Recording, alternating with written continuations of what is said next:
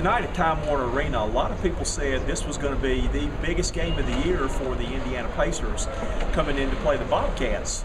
But started out good, but Dustin, just kind of things came unraveled in the second half, and the Bobcats go home with a very disappointing loss. Yeah, Bobcats knew this was a must-win game, coming in 2 games behind Indiana, basically 3 because you don't have the tiebreaker. And they got off to a good start, got up by 12 somewhere in the first half, let the lead slip away, went down 1 at the half, but it still felt good. In the second half, it just all slipped away.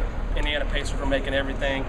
Bobcats couldn't make a shot, and it just got ugly in the fourth quarter. And being honest, this is a very beat-up Bobcat team right now, facing an Indiana team that's playing good basketball, that's got most of their people back in the lineup.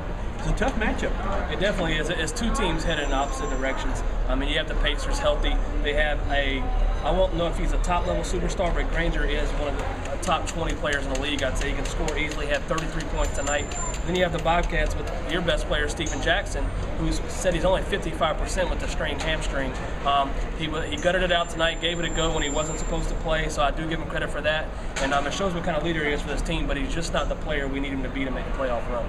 Bobcat fans and media all went home tonight scratching their head. Where was Boris Diaw?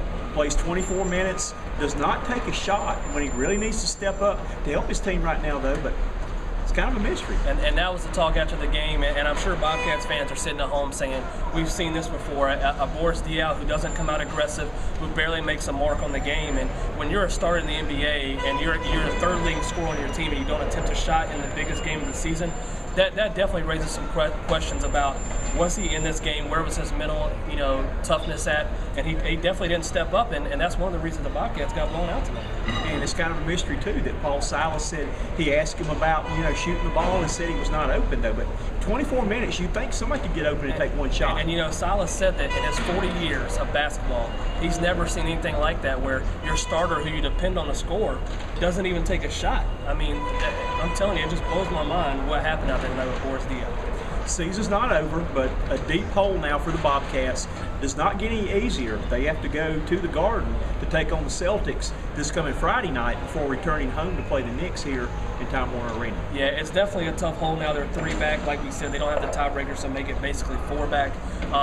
But one thing that people don't really understand about Stephen Jackson is he's one of the best teammates you can have. He's a leader, and he said that he's not going to let this team give up, even if he's hurt. He said he's not going to shut it down unless the team asks him to shut it down. He wants to be out there with his guys, and he wants to let these guys know that they still have a chance. Yes, it's a big stretch, but they still have 12 games left, and you never know what can happen. You've seen worse stuff happen. So I like how he's being the leader that he's supposed to be, and he's making sure his guys are not going to give up on the rest of the season.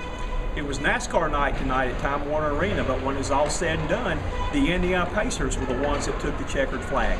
Reporting for Cox Sports Broadcasting, he's Dustin Phifer, he's Alan Knight, and I'm the coach Dick Cox. We'll see you Saturday night as the New York Knicks come to town.